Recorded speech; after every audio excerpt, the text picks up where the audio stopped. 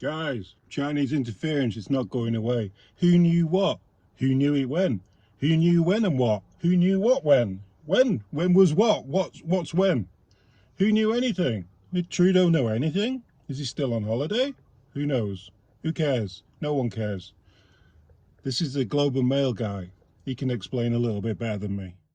Yeah, and just some background, Michael Chong, of course, is the one who sponsored. He's the Canadian parliamentarian who sponsored a motion in February 2021 that passed and was adopted, where the House of Commons declared that China's abuse and mistreatment of the Uyghurs and other minorities in Xinjiang amounts to a genocide. Now that declaration, that motion, was one of the first in the world passed in a legislature in the world, and of course there's been many of them since. And this angered the Chinese greatly. So in this reporting, what we've learned is that China's Ministry of State Security wanted to target MPs connected to this motion because they wanted to basically, they were interested in making sure that they set an example out of people. So what they said is that they were doing research, conducting research to find out about an unnamed MPs, unidentified MPs, relatives who may be located in the PRC, as possibly a way in the future of using that as leverage. So they singled him out. Told by a national security source that the unnamed MP mentioned in the document is in fact Michael Chong. And of course, he has relatives in Hong Kong. His family came from Hong Kong. And he, of course, was sanctioned by the Chinese back in March 2021.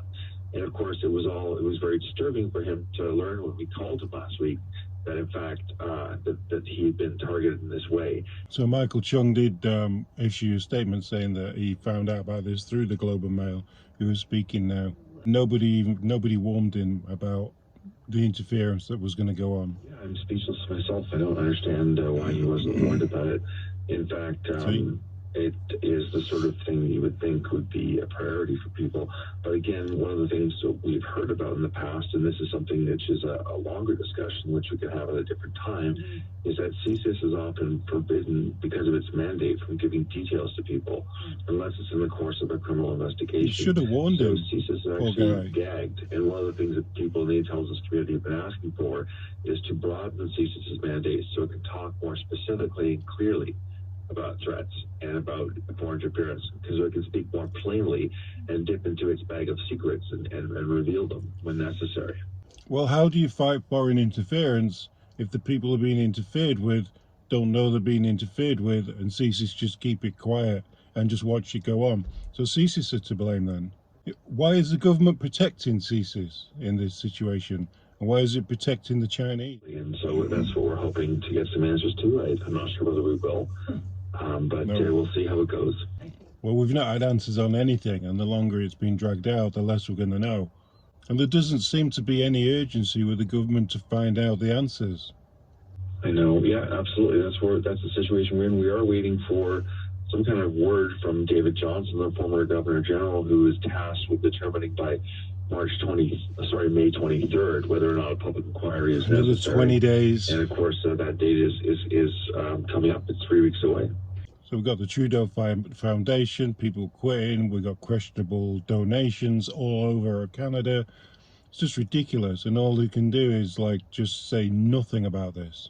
It's certainly been a while. They have been looking at a foreign registry for more than a year and have not been moving with alacrity. I don't know if that's changing, but it's certainly been on the agenda for more than a year. What if any of the sources are going to change anything? What we're hearing is it's part of the answer. I mean, this obviously doesn't capture Chinese diplomats, but it would capture people who are working on behalf of China. The idea is to identify people, and that is a disincentive. If somebody knows that they're being asked to do something for another country, and they know that they could run afoul of the registry and face a big fine or criminal charges, and that's another disincentive to taking that kind of action.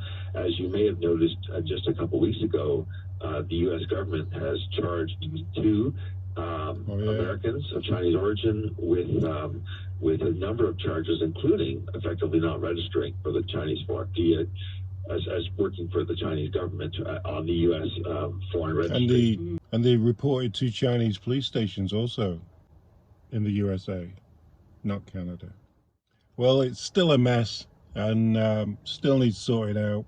I don't see anything happening soon, so you're going to have to wait until May the 23rd to get another response about the Chinese interference. So till then, we'll listen back and see what happens.